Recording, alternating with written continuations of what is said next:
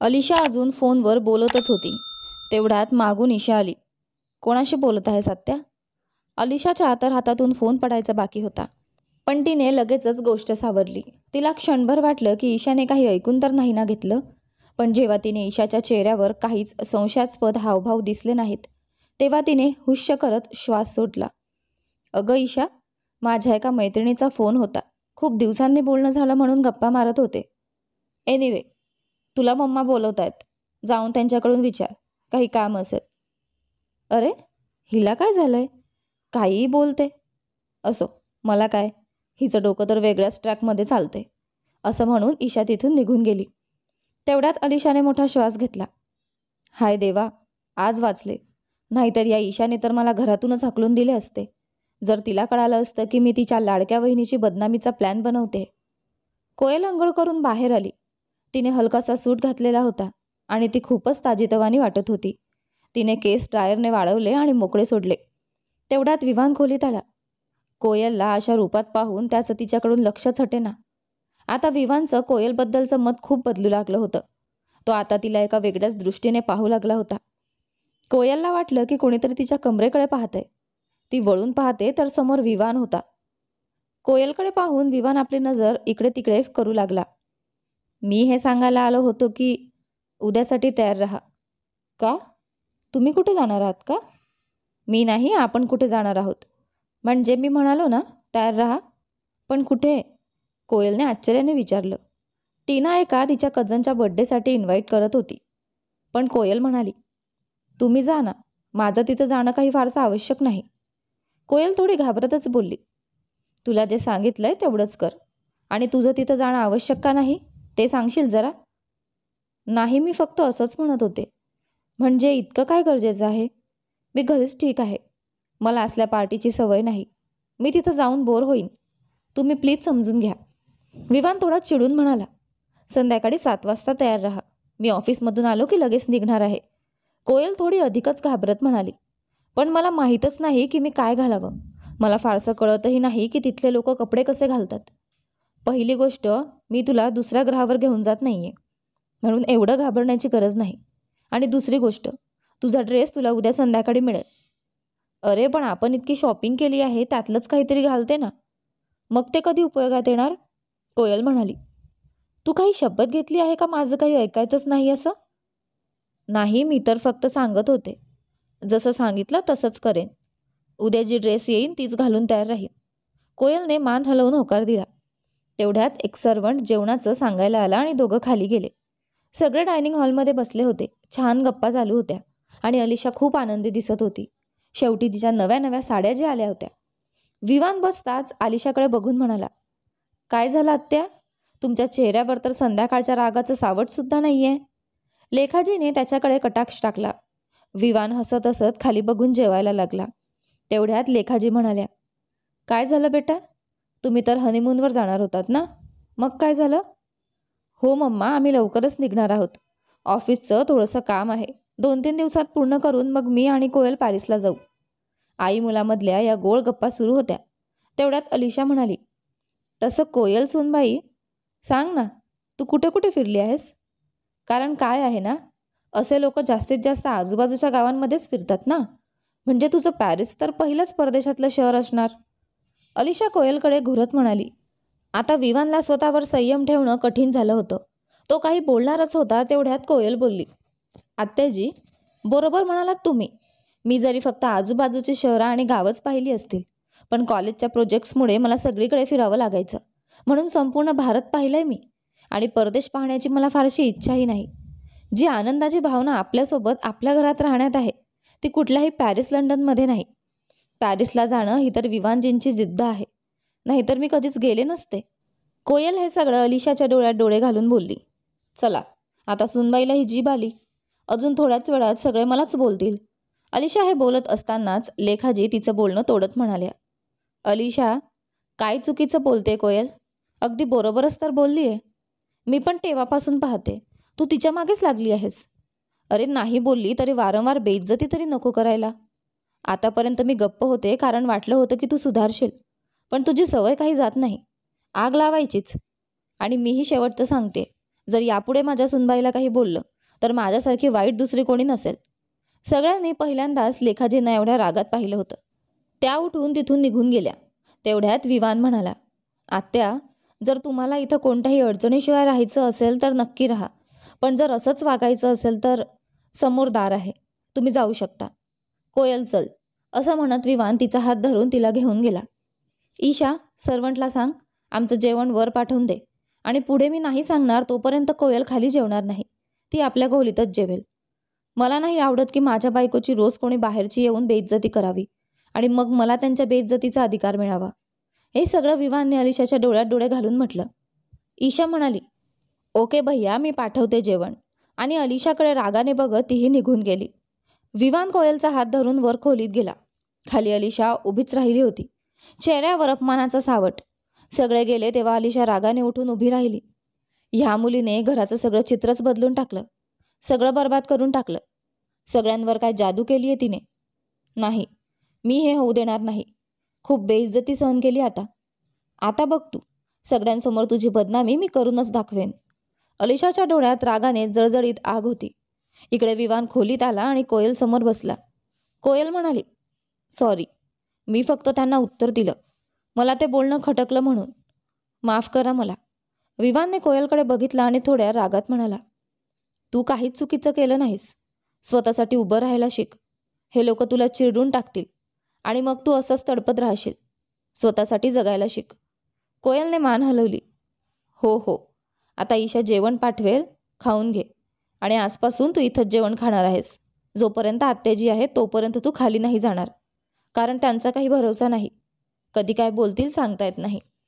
कोयलच्या मनात आलं की तिने विचारावं की अखेर विवानला तिच्याविषयी एवढं का वाईट वाटतं, का त्याला तिची इतकी काळजी वाटते. त्याने तर सांगितलं होतं की तो कोयलवर प्रेम करू शकत नाही, पण तरीही तो प्रत्येक वेळी तिला वाचवतोच. कोयलच्या मनात हजारो प्रश्न होते, पण ती विचारू शकत नव्हती, कारण विचारूनही काही उत्तर मिळणारं नव्हतं. विवानने कोयलकडे पाहिलं आणि म्हणाला, काही बोलायचं आहे का? सांग, मी ऐकतोय. नाही, मी फक्त असंच. कोयल, काही बोलायचं आहे तर स्पष्ट बोल. मी हे सगळं गोंधळ ऐकायला बसलो नाहीये. मला राग चढवू नकोस असं करून. तू शिकलेली आहेस ना, मग अशा अशिक्षितांसारखे प्रश्न विचारल्यावर गप्प का बसतेस?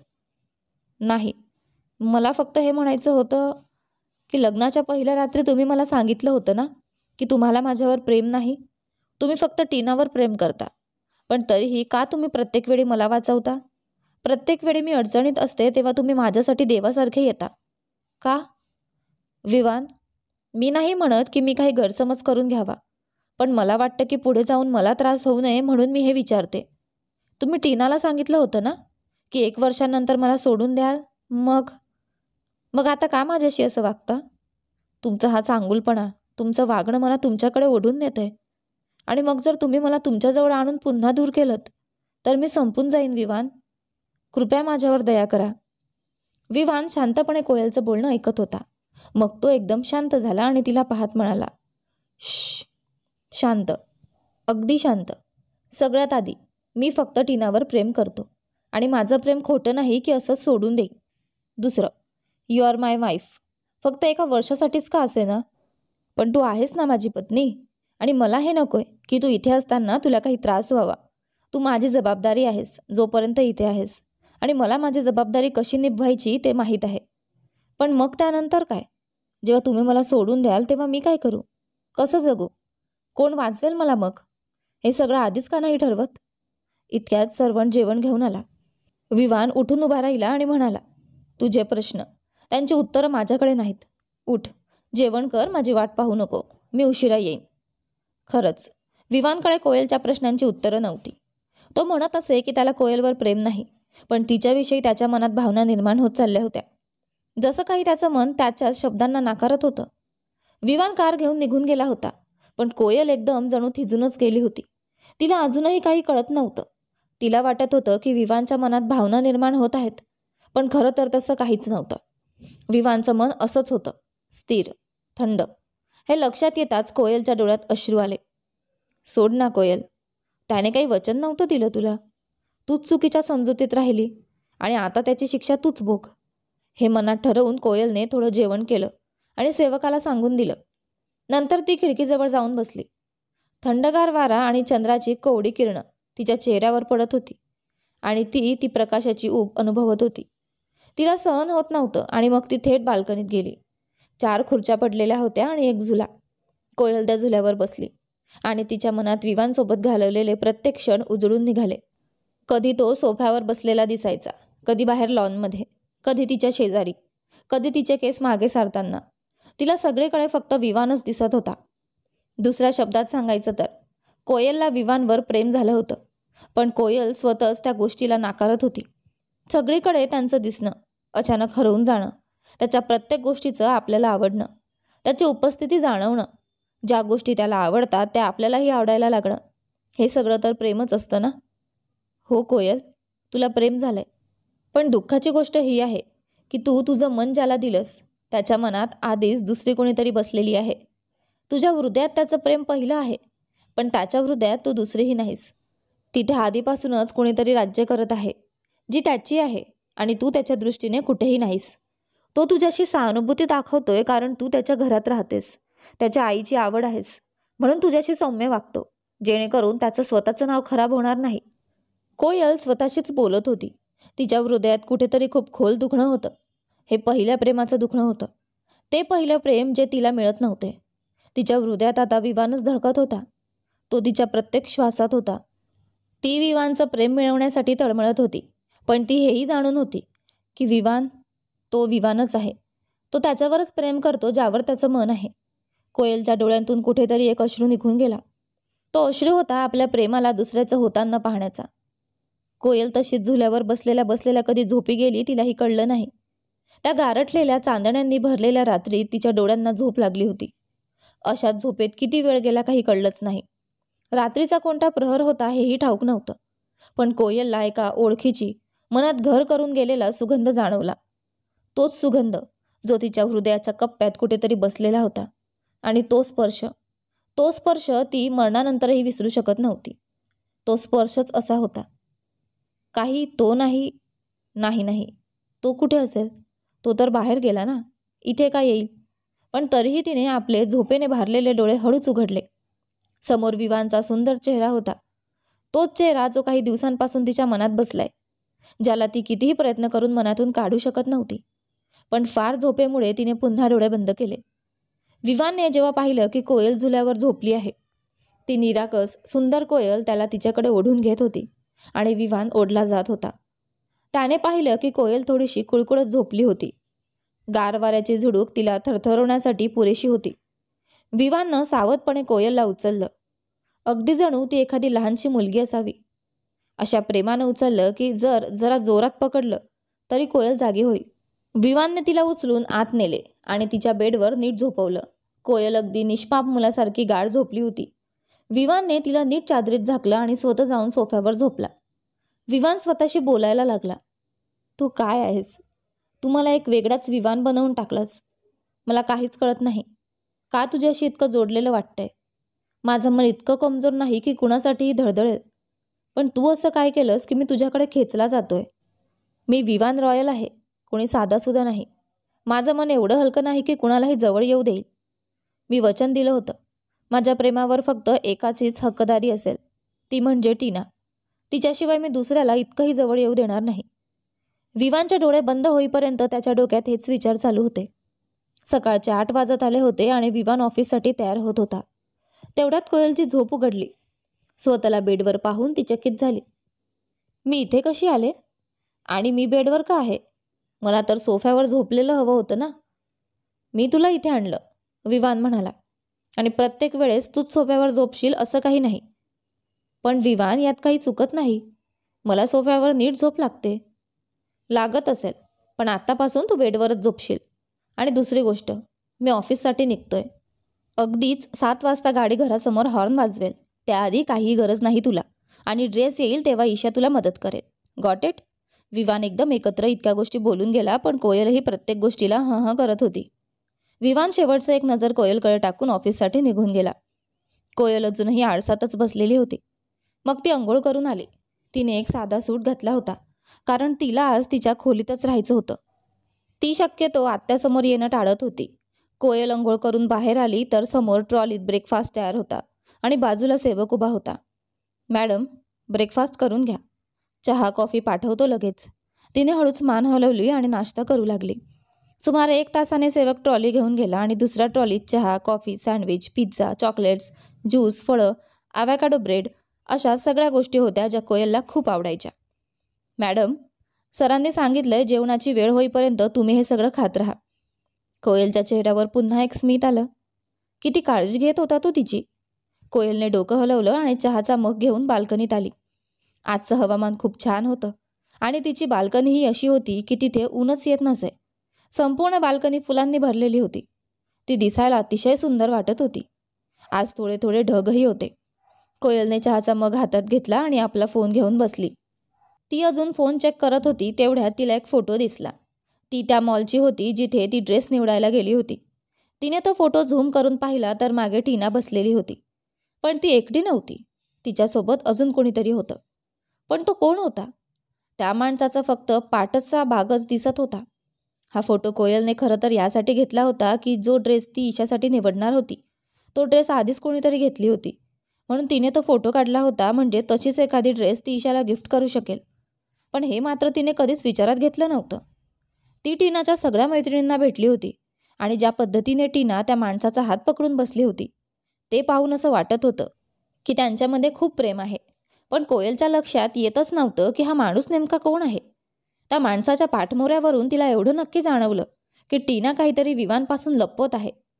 पण नुसतं हे जाणवून काही उपयोग नव्हता. हे सगळं नेमकं काय चाललंय हेच तिला कळत नव्हतं. पण एक मात्र नक्की, ती विवानला कसं फसवू देणार नव्हती. विवान कसा का असेना पण प्रत्येक वेळी तिचा बचाव करत होता. ती त्याची पत्नी म्हणून नाही तर एक चांगली मैत्रीण म्हणून तरी त्याला असं सोडू शकत नव्हती. कोयलचं डोकंच बंद झालं होतं.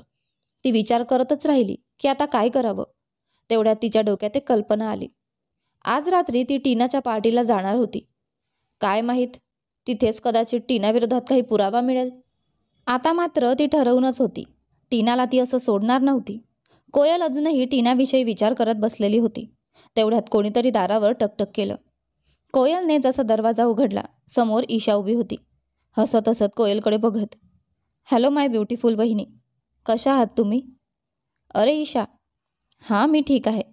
तू सांग कशी आहेस? मी तर एकदम मस्त. वहिनी, भाऊचा कॉल आला होता. त्यांनी तुमच्यासाठी काही ड्रेसेस पाठवलेत. ते म्हणाले की मी तुम्हाला ते निवडायला मदत करावी. आणि या आहेत रुपालीजी, इंडियामधील सर्वात फेमस मेकअप आर्टिस्ट आणि ब्युटिशियन. अरे ईशा, मी काही अवॉर्ड शोला नाही चालले. मी स्वतः तयार होईन. तू फक्त थोडं सजवून टाक. ओ, तुम्ही ना एकदम शांत बसा. एकतर भाऊ एवढा प्रेमळ आणि समजूतदार आहे, त्यात तुम्ही सगळा नकार देत जाता. ठीक आहे, जाऊ दे.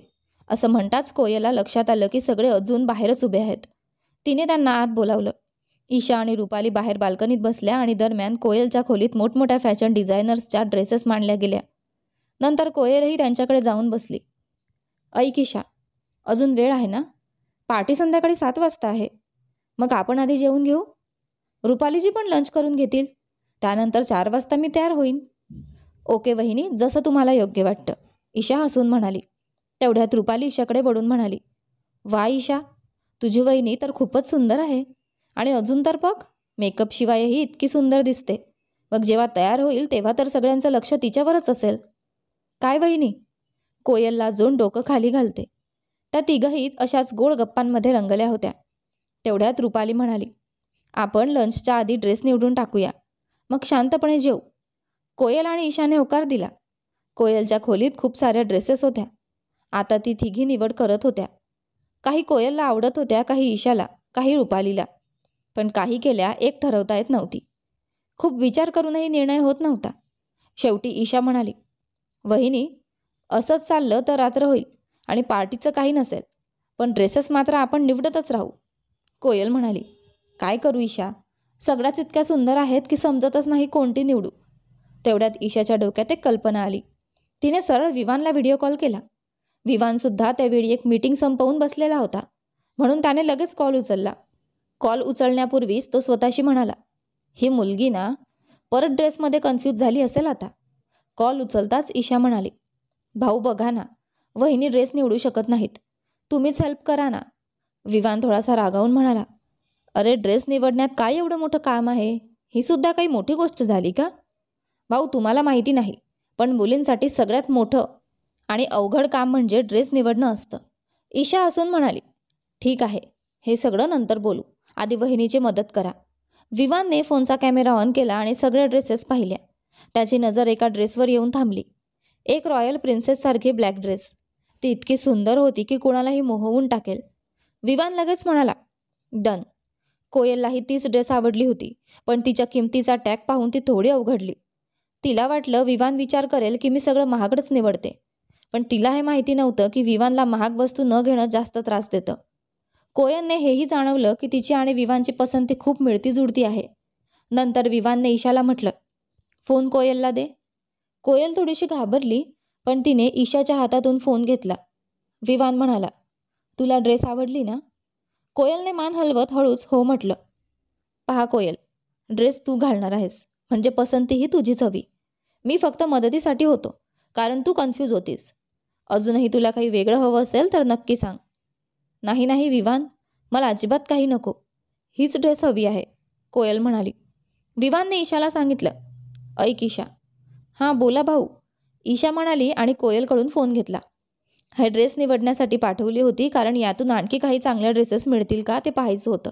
पण आता सगळ्या ड्रेसेस कोयलच्या आहेत. त्या सगळ्या तिच्या कपाटात व्यवस्थित ठेवायला लाव. आणि आता जे शूज आणि ज्वेलरी येणार आहेत ते सगळं कोयलसाठी आहे. तू ड्रेसच्या हिशोबाने निवडून ठेव. विवानचं बोलणं ऐकून कोयल थक्क झाली आणि रुपालीही आश्चर्याने बघत होती. वाव यार, म्हणजे या सगळ्या ड्रेसेस तुझ्याच आहेत? मी विश्वासच ठेवू शकत नाही. तू किती नशीबवान आहेस. रुपाली कोयलकडे बघून विचार करत होती. विवानने कॉल कट केला. कोयलही विचार करत होती, विवान माझी किती काळजी घेतो. त्याला कळालं होतं की मला यामधून अजून काही ड्रेस आवडले आहेत, म्हणून त्याने सगळ्याच विकत घेतल्या. कोयल हे सगळं विचार करत होती तेवढ्यात सेवक आला आणि कोयलच्या खोलीतच डायनिंगसारखी टेबल सेट करून जेवण लावून दिलं. तिघही जेवायला बसल्या. त्यांचं लंच झालं होतं आणि आता 4 वाजले होते. कोयलचे शूज आणि तिच्या दागिन्यांची निवडही झालेली होती. आता रुपाली म्हणाली, पहा ना ईशा, आता मी कोयलला अशा प्रकारे सजवणार आहे की तुझा भाऊसुद्धा ओळखू शकणार नाही. आज ती एखाद्या परीसारखीच दिसेल. नाही हो, माझी वहिनी आधीपासूनच परीसारखी आहे. आता फक्त अधिक सुंदर दिसतील, पण परी तर त्या आधीपासूनच आहेत, ईशा हसून म्हणाली. रुपाली आता कोयलला तयार करत होती. 2 तास उलटून गेले होते आणि कोयल तशीच बसून होती. रुपाली तिच्या कुशल हातांनी तिला सजवायला लागली होती. ईशा आता मेकअप पाहून कंटाळली होती, म्हणून ती बाजूला एक कादंबरी घेऊन बसली. अंदाजे 2-2.25 तासानंतर रुपाली जेव्हा कोयल समोर हटली, तेव्हा ईशाचं तोंड उघडच राहिलं. तिच्या हातातून कादंबरी खालीच पडली. जसं ईशाने कोयलकडे पाहिलं तशी तिची नजर हटवणंच कठीण झालं. कोयल इतकी सुंदर दिसत होती की खरंच कोणीही तिच्याकडे पाहून वेडं व्हावं.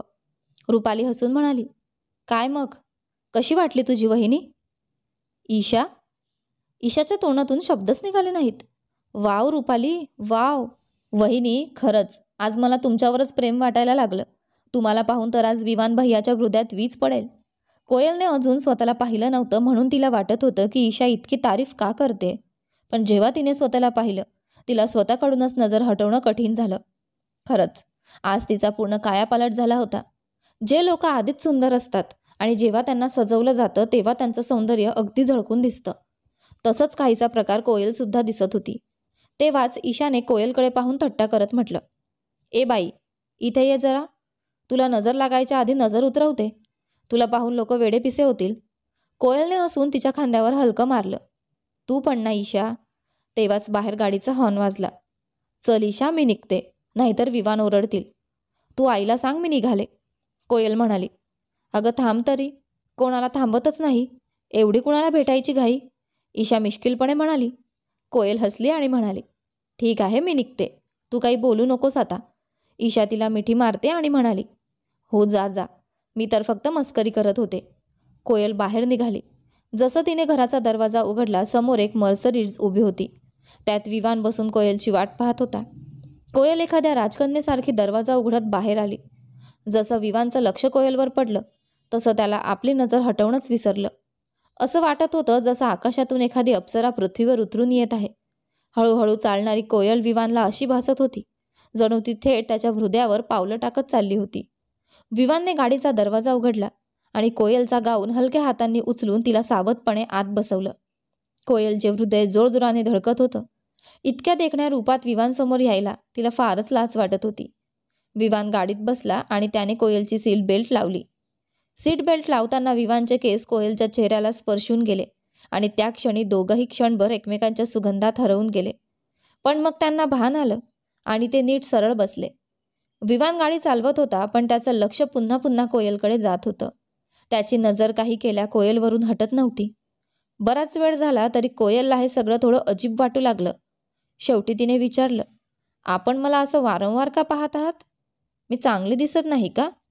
विवानने हसणं दडवत उत्तर दिलं, असं मी कधी म्हणालो? मग तुम्ही सतत मला पाहत आहात म्हणून वाटलं. आणि जर मी चांगली दिसत नाही तर मी केलीच नसती.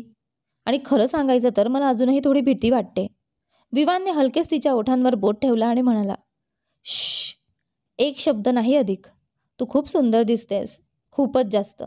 विवानच्या या हळूशा शब्दांनी कोयलचे गाल टमाटरसारखे लालसर झाले. आता ते शेवटी त्यांच्या ठिकाणी पोहोचले होते. टीनाने बंगला फार सुंदर सजवलेला होता. जसं विवान गाडीतून उतरला त्याने कोयलला म्हटलं, तू थोडा वेळ थांब, मी येतो. त्याने गाडीची चावी दुसऱ्या ड्रायव्हरकडे दिली आणि स्वतः परत कोयलकडे गेला. पण तो जसा तिच्याजवळ पोहोचला तसंच मीडियाचा घोळका कोयलभोवती जमा झाला. कोयलला खूपच संकोच वाटत होता. इतक्या लोकांसमोर इतके प्रश्न. काही जण तिची भरभरून प्रशंसा करत होते तर काही तिच्या लग्नाबद्दल प्रश्न विचारत होते. कोयलला खूप घाबरल्यासारखं वाटू लागलं. लोकांचे प्रश्न, कॅमेराचा प्रकाश तिच्या चेहऱ्यावर आदळत होते. आता कोयलचा श्वास चढायला लागला होता. इतक्यात कुणीतरी तिचा हात पकडून तिला अगदी आपल्या जवळ ओढून घेतलं. तो विवान होता. त्याने कोयलला किस केलं नव्हतं, पण तेवढ्यात जवळ आल्यामुळे असं वाटत होतं जसं त्याने किसच केलं असावं. सगळे मीडियावाले झपाट्याने फोटो काढायला लागले. पहा, विवान रॉयल किती प्रेम करतात आपल्या बायकोवर. जोडी असावी तर अशी. आणि कदाचित ह्याच कारणामुळे ते आपल्या मिसेसला लपवून ठेवत होते, कारण मिसेस कोयल तर इतकी सुंदर आहेत. विवान हळूच कोयलच्या जवळ जाऊन म्हणाला, घाबरू नकोस, काही होणार नाही. मी इथेच आहे. फक्त मला पहा, कॅमेराला नाही. कोयलने मान हलवून होकार दिला. आता विवान कोयलपासून थोडा बाजूला झाला आणि सगळ्या प्रश्नांची उत्तरं द्यायला लागला. कोयलविषयी जितके प्रश्न विचारले गेले त्या सगळ्यांची उत्तरं विवानने दिली आणि कोयल फक्त त्याच्याकडे पाहत राहिली. विवानचा हात तिच्या कमरेवर होता. आता विवानचे गार्ड आले आणि त्यांनी मीडिया थोडी बाजूला केली. पण ते आत जात असतानाही मीडियावाले फोटो घेतच होते. यानंतर पुढे काय झालंय ते पहा आपल्या या कथेच्या पुढच्या भागांमध्ये. तोपर्यंत तुम्हाला आजचा हा भाग कसा वाटला कमेंट करून नक्की सांगा. तुम्हाला कथा आवडली असेल तर व्हिडिओला लाईक करा. तुम्ही चॅनलवर नवीन असाल तर सबस्क्राईब करा. आणि हो, नोटिफिकेशन बेल नक्की दाबा, जेणेकरून येणाऱ्या पुढील व्हिडिओची अपडेट तुम्हाला सर्वात आधी मिळेल. धन्यवाद.